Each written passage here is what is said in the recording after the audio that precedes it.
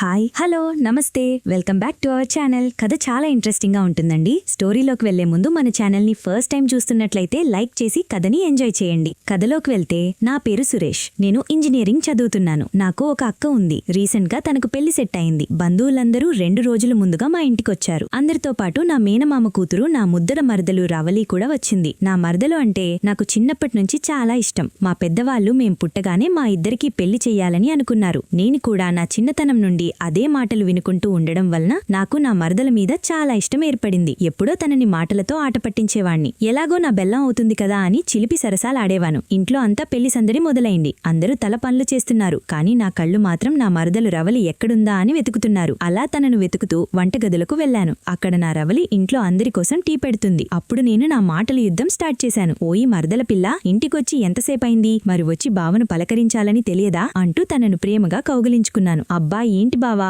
Please వదులు అంటూ నన్ను దూరం నెట్టేసింది రవలి. అరే ఏమైంది? కౌగిలించుకుంటేనే ఇలా దూరం నెట్టేస్తున్నావు. మరి పెళ్ళయ్యాక అసలు కార్యమైనా చేయనిస్తావో లేదో అంటూ తనని ఒక ఊరగా ఒక చూపు చూశాను. చీ పో బావా అంటూ సింగితో తలదించుకుంది. తను అలా సిగ్గుపడుతుంటే నాకు ఫీలింగ్స్ ఎక్కువయ్యాయి. ఓసే నువ్వలా సిగ్గుపడుతుంటే నాకు లోపల ఏదో అవుతుంది అంటూ తనను ఒక్కసారిగా దగ్గరికి తీసుకున్నాను. అబ్బా ప్లీజ్ బావా వదులు, ఎవరైనా చూస్తారు అంటూ నన్ను దూరం నెట్టింది రవలి. అంటే ఎవరైనా చూడకపోతే నీకోకేనా అంటూ తనని ఎర్రని పెదాల వైపు ఓరగా ఒక చూపు చూశాను. సిగ్గులేదు బావా నీకు? పెళ్లి కాకముందే ఇలాంటి పనులేంటి అంటూ సిగ్గుపడింది మీనా. ఓసే పిచ్చిదానా, మనిద్దరికీ పెళ్లి చెయ్యాలని చిన్నప్పుడే అనుకున్నారు. ఇప్పుడు కొత్తగా పెళ్లేంటి?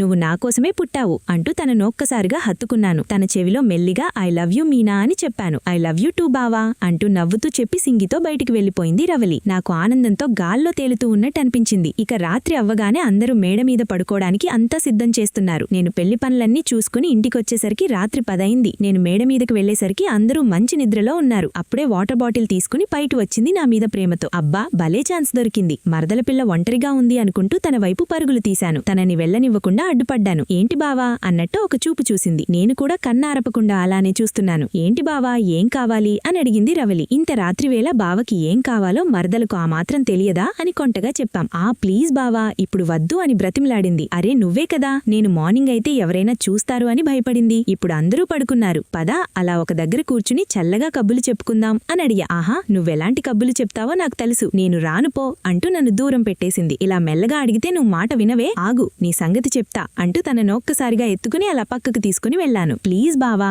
నాకు భయంగా ఉంది, ఇప్పుడు వద్దు, సడన్ గా ఎవరైనా వస్తే నాకు చాలా ప్రాబ్లం అవుతుంది అని భయపడింది మీనా. నువ్వేం టెన్షన్ పడకు బంగారం, నేనున్నా కదా, అంతా నేను చూసుకుంటాలే, చిన్న చిన్న టిఫిన్లు తిననివ్వవే ప్లీజ్ అంటూ తనను రిక్వెస్ట్ చేశాను. సరే ఇవా ఇంక నీ ఇష్టం అన్నట్టుగా తలదించుకుని సిగ్గుతో నేనింక చెలరేగిపోయాను. ఒక అరగంట సేపు తీయని రుచికరమైన టిఫిన్లు తిన్నాను. రవలి నా తమ్ముడు లేశాడు, వాడికి ఈ టిఫిన్ సరిపోవడం లేదంట, ఒకసారి ఫుల్ మీల్స్ తినాలనుందంటనే అని అడిగాను. నీకు బాగా ఎక్కువైందిరా, పాపం పోనీలే అనుకుంటే ఓ చేస్తున్నావు అంటూ నా తల మీద ఒక్కటిచ్చింది. ఇప్పటికీ ఈ టిఫిన్తో సరిపెట్టుకో, ఫుల్ మీల్స్ కావాలి అంటే పెళ్లయ్యాక రోజు కావాల్సినంత తినచ్చు అంటూ నవ్వుతూ పరుగులు తీసుకుంటూ పైకి వెళ్లిపోయింది నా మరదల పిల్ల రవలి. ఇంక చేసేదేమీ లేక నేను కూడా వెళ్లి పడుకున్నాను. ఆ రోజు రాత్రంతా సరిగ్గా నిద్రపట్టలేదు. పాపం నా తమ్ముణ్ణి ఆడిస్తూ బుజ్జాయించి నేను నిద్రలోకి జారుకున్నాను. మరుసటి రోజు ఉదయం లేచి ఫ్రెష్ అయి పెళ్లి మండపం చేరుకున్నాను. అక్కడ అన్ని పనులు చూసుకుంటూ ఉన్నాను. కాసేపటికే ఇంట్లో వాళ్ళు అందరూ కూడా మండపానికి వచ్చారు. ఇంతలో మా మావయ్య, అదే నా మరదల పిల్ల వాళ్ళ నాన్న వచ్చి, రేయ్ సురేష్ ఇంట్లో రవలి ఒకతే ఉందంట,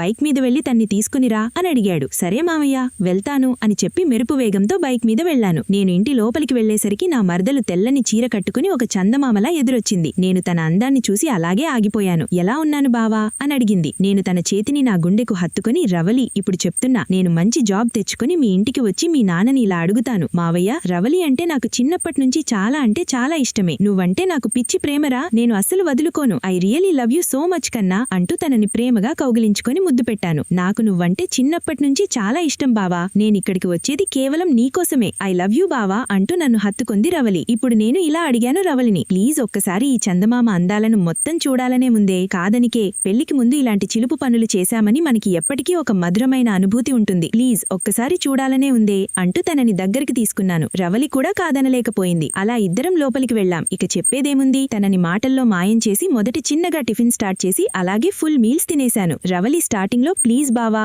వద్దు వద్దు అన్నది, కానీ నేను వినలేదు. కాసేపటికి రవలి కూడా ఆటని బాగా ఎంజాయ్ చేసింది. తను కూడా కాదనలేకపోయింది. ఇంకా కావాలి అని రెచ్చగొట్టింది. అలా ఇద్దరం కాసేపు ఆడుకున్నాం. కాసేపటికి రవలి వాళ్ళ నాన్న ఫోన్ చేశాడు. ఏమైంది ఇంకా రాలేదు అని అడిగాడు. అప్పుడు నేను రవలికి ఆకలిగా ఉంది అంటే తినిపిస్తున్నాను మావయ్య, మీరేం టెన్షన్ పడకండి అని చెప్పాను. పద బావా ఇంక వెళ్దాం, లేట్ అవుతే వాళ్ళకి డౌట్ వస్తుంది అంది మీనా. సరే ఇప్పుడు వదిలేస్తున్నా, మళ్ళీ రాత్రికి రెడీగా ఉండు అని ఓరిగా ఒక చూపు చూసి అన్నాను. ఓకే బాబూ ఇప్పుడు వెళ్దాం అని అంది రవలి నవ్వి. బాబా మరదల్లో జరిపిన సరసాలు ఎన్ని చూసినా ఇంకా చూడాలనుంటుంది కదా. మీ లైఫ్ లో కూడా ఇలా జరిగిందా? నాకు కూడా ఇలాంటి సరదాలు చాలా జరిగాలి, అవి ఎప్పటికీ మరిచిపోలేను, తీయని జ్ఞాపకంగా గుర్తుంచుకుంటాను. కథ నచ్చినట్లయితే తప్పకుండా ఒక లైక్ ఇవ్వండి. ఛానల్ కు కొత్తగా వచ్చిన వారైతే సబ్స్క్రైబ్ చేసుకోండి. తప్పకుండా ఈ స్టోరీపై మీ అభిప్రాయాన్ని కామెంట్ బాక్స్ లో రాయండి. థాంక్యూ.